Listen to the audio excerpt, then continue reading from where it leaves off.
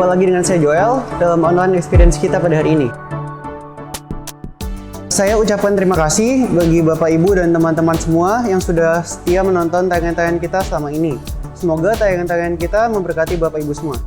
Teman-teman, bicara tentang bahagia, saya percaya kita semua pasti ingin bahagia, bukan? Kalau menurut saya, bahagia adalah ketika saya dikelilingi oleh orang-orang tersayang seperti keluarga dan teman-teman dekat saya. Sebentar lagi, GCC Band Purwokerto akan mengajak kita untuk menyanyikan sebuah lagu yang kemudian dilanjutkan oleh renungan firman Tuhan dari Amaku, Amalois, yang diharapkan dapat menguatkan dan memberkati kita semua. Dan ibadah online minggu depan akan disertai perjamuan kudus. Bagi Bapak Ibu yang mau mendukung pelayanan gereja kita, dapat dengan memberikan persembahan ke rekening yang tertera di layar, atau bisa juga ke gereja dan memasukkan kotak-kotak persembahan yang ada. Teman-teman, kita himbau untuk tetap menaati protokol kesehatan yang ada, yaitu dengan cara menggunakan masker saat kita keluar, rajin cuci tangan, dan menghindari kerumunan. Sayangi diri Anda, keluarga Anda, dan teman-teman Anda. Saya Joel, selamat menyaksikan, Tuhan Yesus memberkati.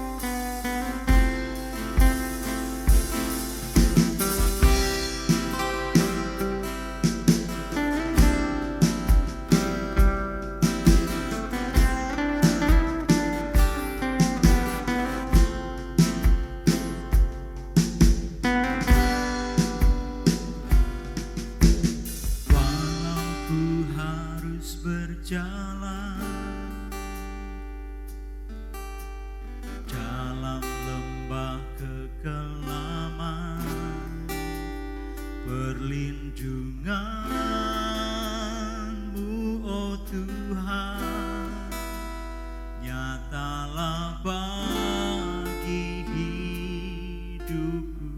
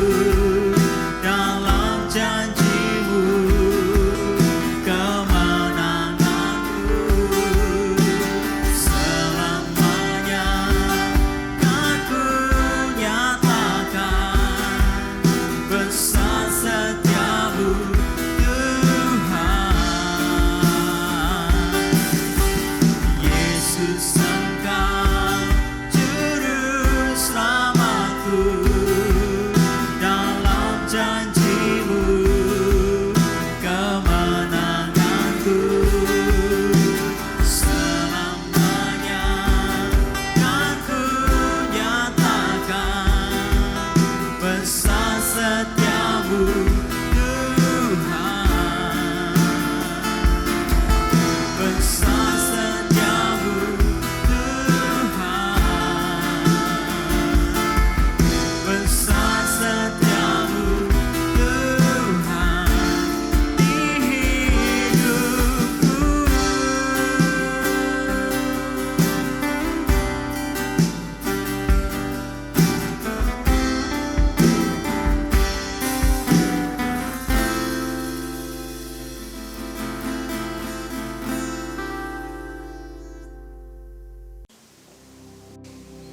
bersyukur kepada Tuhan karena kita bisa jumpa lagi dalam ibadah hari ini. Kiranya damai Kristus menyertai Bapak Ibu semuanya. Saudara-saudara, kita memasuki hari ke-15 dalam tahun 2021. Dua hal yang membuat kita sedih. Yang pertama, yaitu mendengar dan mendapatkan ketentuan-ketentuan dari pemerintah dengan diberlakukannya kembali dan dilaksanakan pemberlakuan pembatasan kegiatan masyarakat atau PPKM dan PSBB mulai tanggal 11 sampai 25 Januari untuk semua daerah termasuk kota kita Purwokerto Banyumas sehubungan dengan meningkatnya virus COVID-19. Tujuan pemerintah baik karena ingin memutus penyebaran virus corona. Tinggal bagaimana respon dan tanggapan kita semua untuk hal ini. Tentunya kita harus mendukung program pemerintah ini karena itu berhubungan juga untuk kebaikan kita demi keselamatan dan kesehatan kita masing-masing. Tentunya kita semua bersedih karena kembali semua kegiatan yang kita harapkan dan impikan akan berlangsung lebih baik dari tahun 2020 tiba-tiba diperketat lagi dengan peraturan PPKM dan PSBB yang membuat ruang gerak jadi terbatas. Satu hal yang harus kita lakukan, mendekatkan diri dan makin berserah kepada Tuhan saja. Kita mau belajar menerima peraturan yang diberikan oleh pemerintah dengan lapang dada, serta ikut berperan serta dengan tetap melaksanakan protokol kesehatan bagi diri kita masing-masing agar virus COVID-19 ini bisa benar-benar diputus dan tidak menyebar lebih luas. Dan tentunya kita juga berdoa bagi keluarga, teman, saudara seiman, sahabat kita yang mungkin saat ini ada yang sakit karena COVID-19. Kiranya Tuhan menyembuhkan. Yang kedua, berita tentang hilangnya pesawat Sriwijaya Air pada tanggal 9 Januari yang lalu dengan seluruh penumpang dan kru yang ada di pesawat itu. Di dalam peristiwa sedih itu, ada seorang ibu dan 3 orang anaknya juga tewas. Suaminya menunggu pesawat Sriwijaya Air tiba di Pontianak, tetapi yang dialami adalah berita tentang hilangnya pesawat itu yang membuat bapak atau suami ini menangis secara histeris, belum keluarga-keluarga yang lain. Peristiwa hilangnya pesawat Sriwijaya Air memang tidak ada kaitannya dengan kita semua, tetapi tentunya kita bisa ikut merasakan kesedihan mereka, keluarga yang harus mengalami kehilangan kaum keluarga secara tiba-tiba dan mendadak. Hidup mati setiap manusia memang ada di tangan Tuhan. Kita juga mendoakan untuk keluarga para korban Sriwijaya Air agar diberi kekuatan, penghiburan, dan ketabahan dari Tuhan. Dan tentunya kita mengharapkan perlindungan Tuhan senantiasa bersama kita. Amin. Saudara-saudara, kalau kita bertanya pada seseorang, apakah yang diharapkan untuk kehidupan di tahun baru ini? Semua orang akan menjawab, ingin memiliki kebahagiaan dalam hidup. Semua orang merindukan untuk memiliki hidup bahagia dan diberkati, benar bukan? Ada yang berpikir, saya pasti bahagia kalau saya bisa menikah. Saya pasti bahagia kalau memiliki keturunan. Saya pasti bahagia kalau punya rumah sendiri. Saya pasti bahagia kalau saya dapat pekerjaan. Saya pasti bahagia kalau bla bla bla bla bla. Tentunya kita semua pernah memiliki pikiran seperti itu. Dan ketika apa yang kita dambakan dan harapkan didapat, apakah bisa tetap bahagia? Ataukah kebahagiaan itu kemudian memudar? Tentu saja kalau kita mencapai cita-cita atau mendapat sesuatu yang diincar, kita bisa bahagia. Tetapi kebahagiaan seperti itu juga bisa cepat hilang. Segala sesuatu yang dicari dan dikerjakan manusia adalah untuk mendapatkan kebahagiaan, dan Tuhan tidak anti dengan kebahagiaan. Ketika Allah menciptakan Adam dan Hawa, Tuhan menciptakan mereka dengan indah, memberi taman yang indah dan sempurna untuk Adam dan Hawa, serta memberikan kapasitas kepada Adam dan Hawa untuk dapat menikmatinya. Kalau Allah anti dengan kebahagiaan, Allah tak akan menciptakan dunia yang indah sebagai tempat manusia untuk tinggal. Allah tidak anti kebahagiaan, tetapi apa yang dialami manusia seringkali merupakan kebahagiaan yang semu. Apa yang dikejar seseorang yang dikira kebahagiaan, itu bukanlah kebahagiaan yang sejati. Kita perlu belajar tentang kebahagiaan yang sejati. Saudara-saudara, kebahagiaan sejati tidak bergantung pada barang atau apa yang kelihatan atau prestasi yang tercapai, karena setiap manusia memiliki keunikan sendiri-sendiri. Apa yang membuat kita bahagia belum tentu membuat orang lain juga bahagia. Matius pasal 5-7 adalah rangkaian khotbah di bukit, merupakan pengajaran untuk membentuk karakter kehidupan murid-murid Yesus, termasuk kita semua. Ucapan bahagia atau sabda bahagia adalah bagian dari khotbah Yesus di bukit yang isinya mengandung nasihat tentang arti kebahagiaan yang sejati. Ucapan-ucapan kebahagiaan yang diajarkan Tuhan Yesus ini bertolak belakang dengan nilai-nilai yang dipegang banyak orang saat itu, bahkan juga pada masa kini. Dalam Matius pasal 5 ayat 3-12 ada 8 ucapan bahagia yang disampaikan oleh Tuhan Yesus.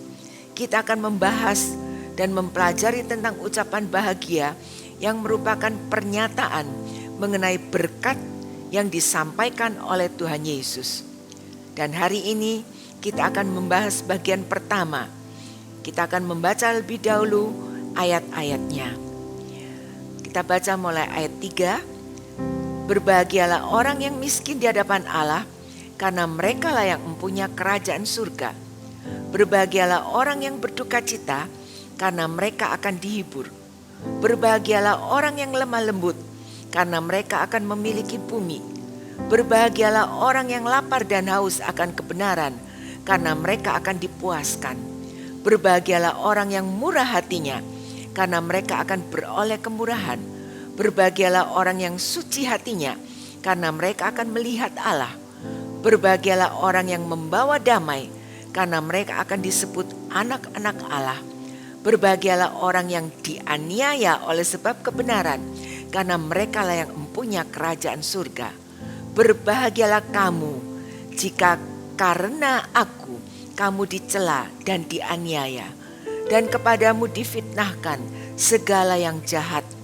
Bersukacita dan bergembira, karena upahmu besar di surga, sebab demikian juga telah dianiaya nabi-nabi yang sebelum kamu. Amin. Ayat-ayat ini dikenal sebagai ucapan bahagia. Sebelum kita memeriksa tiap bagian, kita akan melihat beberapa hal lebih dahulu. Yang pertama, jumlah ucapan bahagia ada 8. Kalau kita membaca mulai ayat 3-12, seolah-olah ada 10 ucapan bahagia. Tetapi ternyata ayat 11 dan 12 merupakan 2 ayat terakhir yang tidak berdiri sendiri. Karena 2 ayat terakhir menerangkan ayat ke-10, sehingga tidak bisa diperhitungkan sebagai poin yang terpisah. Ayat 10 mengatakan berbahagialah orang yang dianiaya oleh sebab kebenaran, karena mereka lah yang mempunyai kerajaan surga. Lalu ayat 11-12 berbicara tentang penganiayaan. Berbahagialah jika karena aku kamu dicela dan dianiaya. Jadi temanya sama, yaitu tentang penganiayaan. Ayat 11 dan 12 tidak dianggap sebagai poin terpisah, karena mulai ayat 3-10 ada kata ganti orang yang dipakai yaitu kata ganti orang ketiga.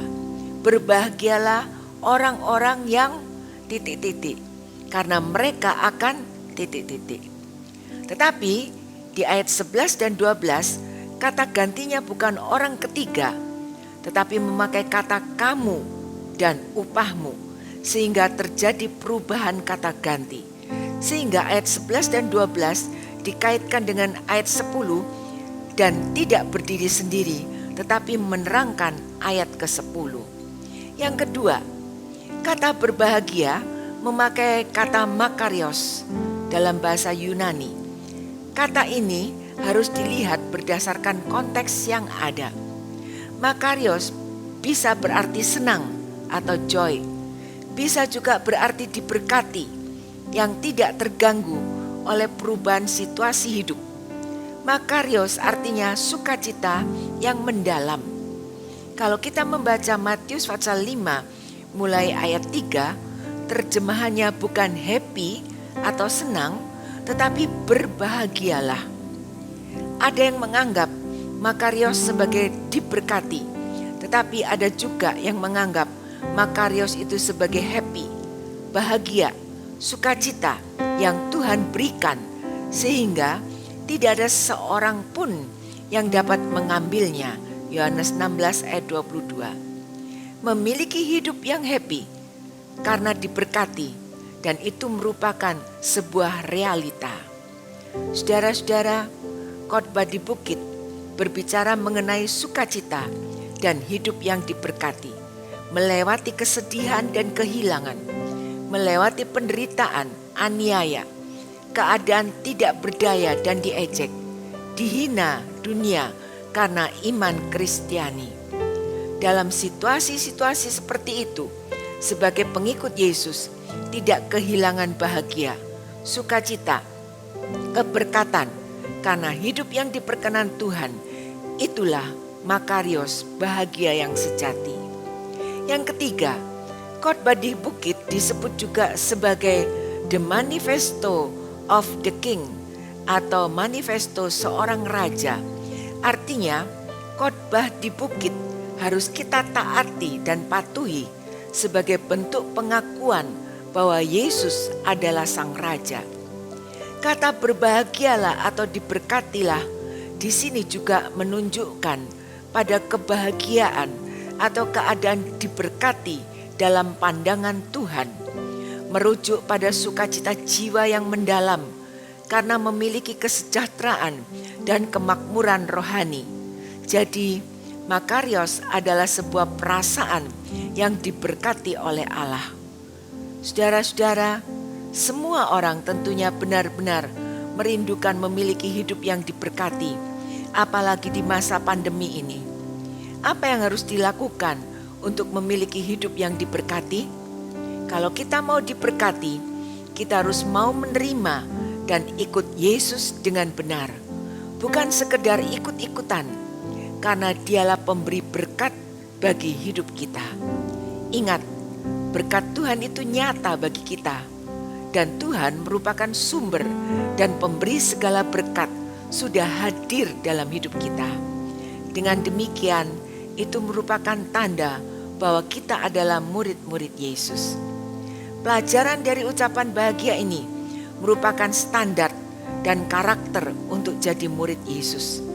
Hal ini bukan syarat untuk masuk kerajaan surga, tetapi merupakan gaya hidup yang harus muncul saat kita sudah menerima Yesus dan kita dimampukan oleh kuasa Roh Kudus untuk menjadi murid-murid Tuhan. Pelajaran tentang ucapan bahagia ini mempunyai nilai sangat tinggi. Dengan kekuatan Roh Kudus, kita akan dapat melakukan dalam kehidupan kita dengan sebaik-baiknya. Sering orang bertanya, keselamatan itu anugerah atau perbuatan baik? Keselamatan adalah anugerah. Karena kita bukan diselamatkan melalui atau karena perbuatan baik kita. Kita diselamatkan bukan karena melakukan perbuatan baik, tetapi kita diselamatkan untuk dapat berbuat baik.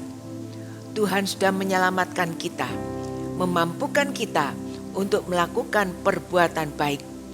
bila kita menyaksikan kehidupan seseorang pengikut Yesus yang masih dengan perbuatan-perbuatan yang tidak berkenan, tentunya menjadi sebuah pertanyaan.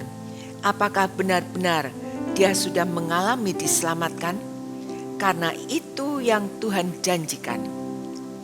Seseorang bisa masuk surga bukan karena kehebatan yang dimiliki di dunia.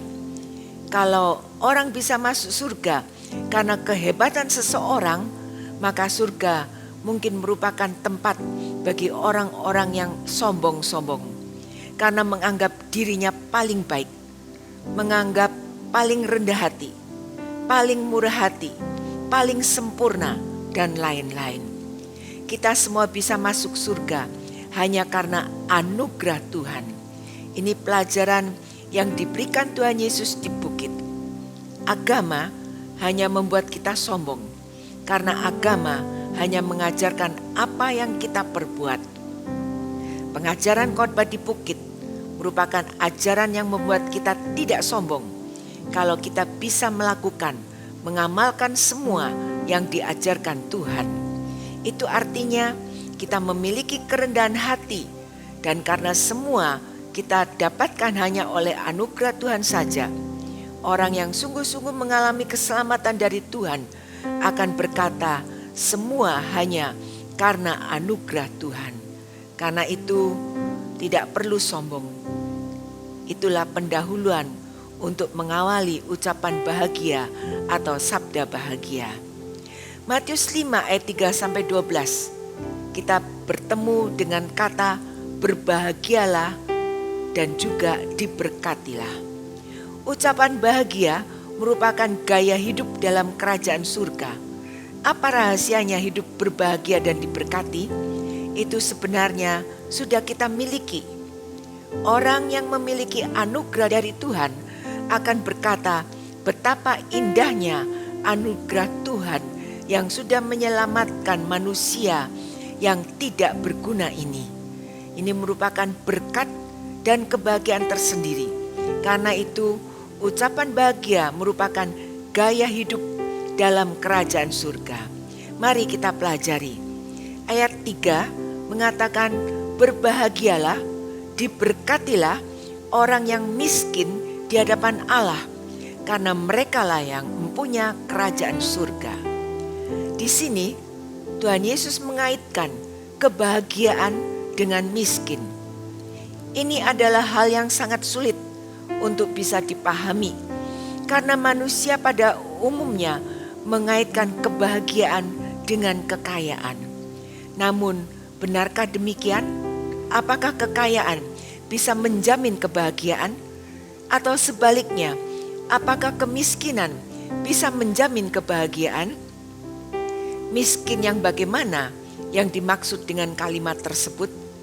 Pengertian miskin adalah tidak memiliki apa-apa yang bisa diandalkan. Kata miskin seringkali dipahami secara negatif.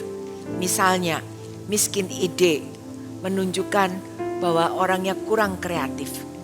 Miskin belas kasihan menunjukkan bahwa orangnya itu kurang memiliki perasaan yang sensitif terhadap orang yang sedang susah dan lain-lain. Nah, apa arti miskin di hadapan Allah? Bahasa Yunani yang digunakan untuk miskin adalah tokos, yang artinya miskin dalam arti sama sekali tidak punya apa-apa atau melarat. Dengan kata lain, hidupnya bergantung dari belas kasihan orang. Jika tak ada yang menolong, maka ia akan sengsara. Dengan menggunakan konsep ini, Tuhan Yesus menyatakan bahwa orang yang miskin di hadapan Allah adalah orang yang benar-benar tidak memiliki apa-apa yang bisa diperlihatkan kepada Allah, dan hidupnya sangat bergantung pada pertolongan Allah, serta dengan rendah hati mengakui kegagalan dan ketidakberdayaannya. Dengan rendah hati pula ia akan memohon anugerah dan belas kasihan Allah. John Calvin mengatakan bahwa dia yang menganggap dirinya tidak berarti sama sekali di mata Tuhan, lalu semata-mata bergantung pada anugerah Tuhan, hanya orang seperti itulah yang miskin di hadapan Tuhan. Menjadi miskin di hadapan Allah berarti suatu keadaan jiwa yang mulia dikosongkan agar dapat diisi oleh Tuhan Yesus Kristus. Bersedia dikosongkan dari kekayaan duniawi. Jika hal itu menjadi kehendak Allah bagi kita, sambil mengakui kebijaksanaan Allah, hal ini menunjuk pada kerendahan hati kita. Orang yang rendah hati berpikir sederhana mengenai dirinya sendiri. Siapa dirinya dan apa yang kita miliki untuk lakukan. Yang kedua, miskin di hadapan Allah berarti kita melihat diri sendiri seperti kanak-kanak, lemah, bodoh, dan tidak berarti. Menghargai orang lain dan menganggap diri tidak ada apa-apanya. Bersedia membuat diri tampak tidak berharga, biasa saja, kecil. Mengakui Allah yang besar dan kita kecil. Dia kudus dan kita berdosa. Dia Tuhan segalanya dan kita sama sekali tidak ada apa-apanya.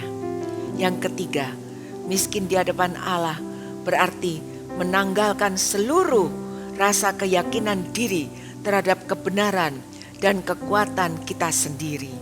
Supaya dengan demikian kita dapat mengandalkan kebaikan Kristus untuk membenarkan kita dan mengandalkan Roh Kudus dan anugerahnya untuk pengudusan hidup kita.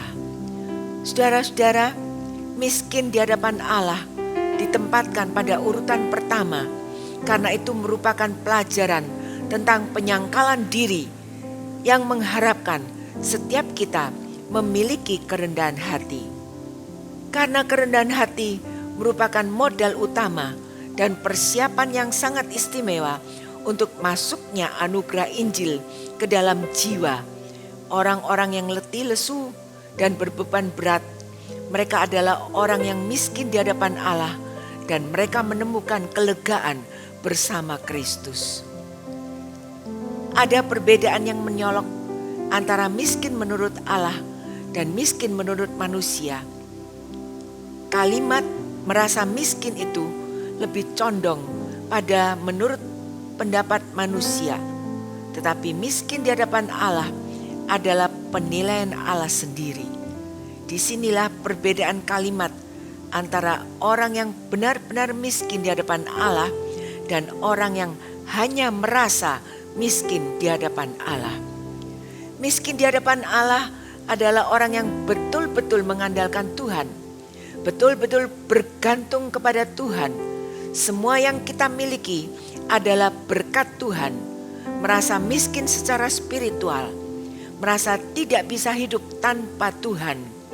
Bila kita bisa merasa miskin secara spiritual, berarti kita bisa memahami bahwa kita sebenarnya memiliki banyak harta. Miskin di hadapan Allah akan menyadarkan kita bahwa harta benda dunia ini tidak pernah ada artinya di hadapan Allah. Jadi, yang miskin di hadapan Allah jelas bukanlah orang yang miskin harta dunia, melainkan yang miskin rohani. Banyak masalah terjadi karena memperebutkan harta dunia yang mengakibatkan pertengkaran dalam keluarga. Sebenarnya masalah utamanya adalah di hati.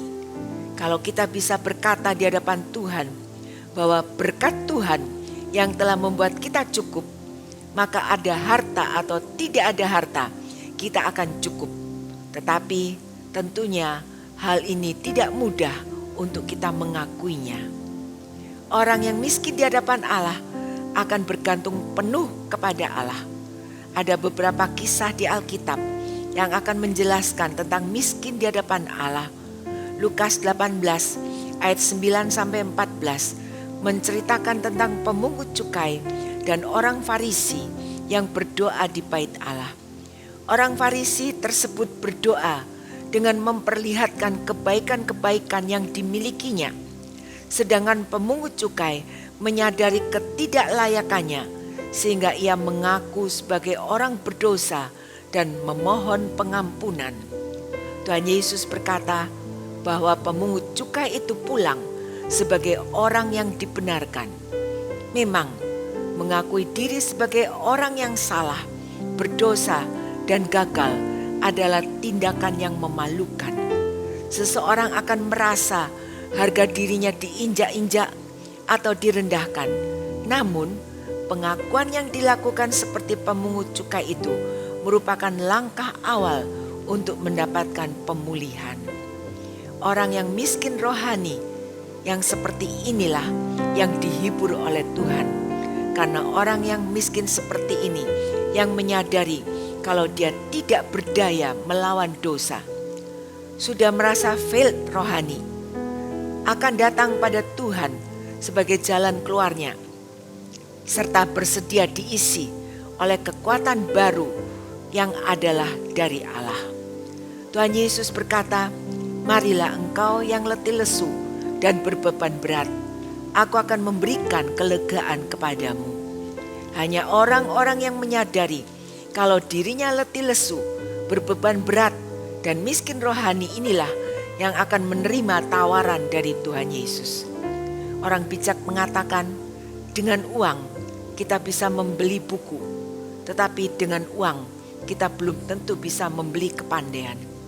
Dengan uang kita bisa membeli obat, tetapi dengan uang kita belum tentu bisa membeli kesehatan. Betapa seringnya kita mengakui bahwa kitalah yang sudah melakukan segala perkara, mengusahakan segala sesuatu untuk mendapatkan kebahagiaan. Ternyata kita tidak mendapatkannya dan kita bukan apa-apa di hadapan Tuhan. Karena merekalah yang mempunyai kerajaan surga. Saudara-saudara, mengakui miskin di hadapan Allah bukanlah hal yang mudah.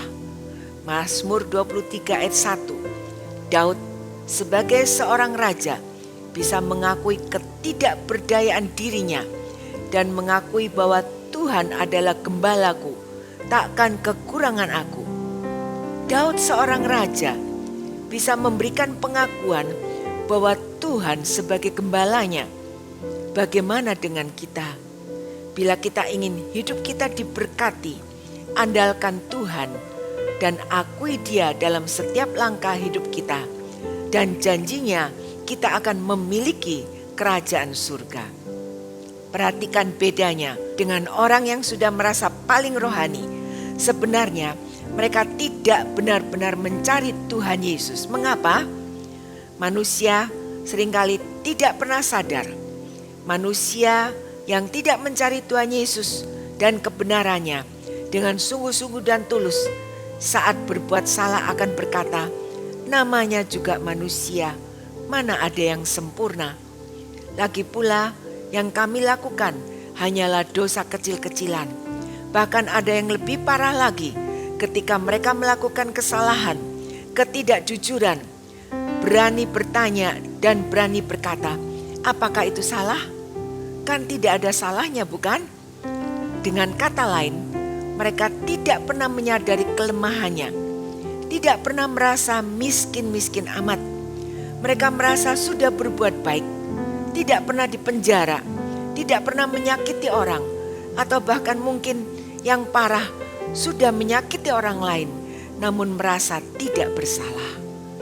Makin seseorang menutupi ketidakjujuran hidupnya, mempertahankan ketidakjujuran, itu akan membuat hati semakin keras. Tetapi semakin seseorang mentaati firman Tuhan, peka terhadap suara Tuhan, entah lewat orang yang lebih rohani atau lewat firman Tuhan yang kita baca, kita akan semakin peka terhadap pelanggaran dan ketidakjujuran. Disinilah letak perbedaan antara orang yang mencari Kristus dengan orang yang tidak mencari Kristus dengan sungguh-sungguh.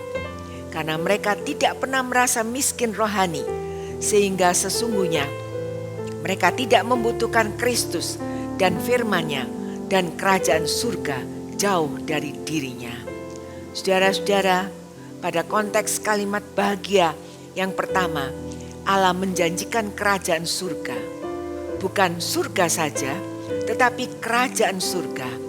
Kerajaan surga bukan hanya suasana surga, tetapi lebih dari itu.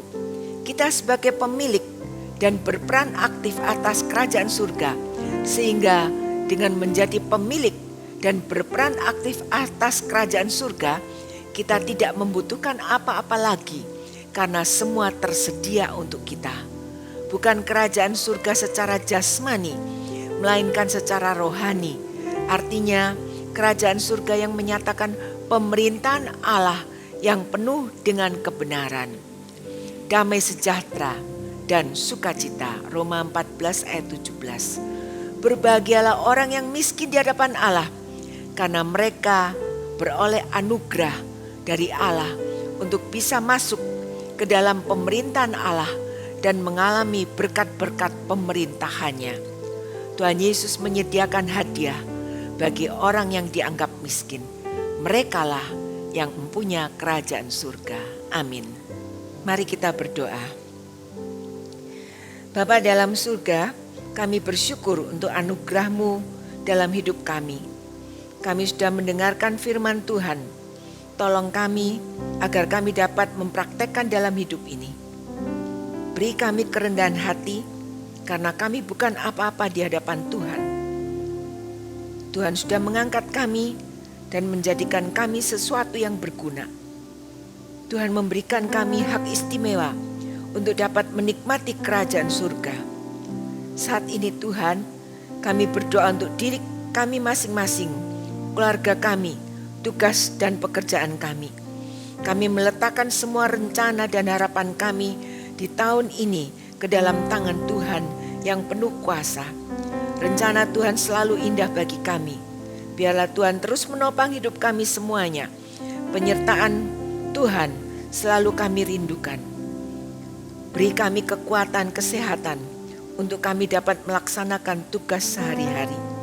Kami berdoa untuk saudara, teman, sahabat, kaum keluarga yang saat ini sedang sakit. Kiranya Tuhan menjamah dan memberikan kesembuhan bagi mereka. Dan dalam nama Tuhan Yesus, jamah tubuh mereka yang sakit dan sembuhkan dengan sempurna. Kami juga berdoa untuk para keluarga korban Sriwijaya Air yang sedang berduka cita. Penghiburan Tuhan biarlah melimpah dalam hidup mereka. Tuhan juga akan selalu menyertai Bapak Presiden Jokowi dan semua jajaran dalam pemerintahan. Banyak tantangan yang mereka hadapi dalam mengelola pemerintah ini. Mampukan dan berikan hikmat bagi mereka semua. Dan sekarang saudara-saudara, terimalah berkat Tuhan. Tuhan memberkati dan melindungi engkau. Tuhan menyinari engkau dengan wajah-Nya dan memberikan kasih karunia. Tuhan menghadapkan wajah-Nya kepadamu dan memberikan damai sejahtera. Berkat dari Allah Bapa, Allah Anak dan Allah Roh Kudus menyertai kita semua mulai hari ini sampai Maranatha Tuhan Yesus datang kembali. Dalam nama Tuhan Yesus Kristus, Juru Selamat kami sudah berdoa. Amin. Sampai di sini ibadah kita hari ini. Minggu depan kita akan jumpa lagi dalam ibadah yang akan disertai dengan perjamuan kudus.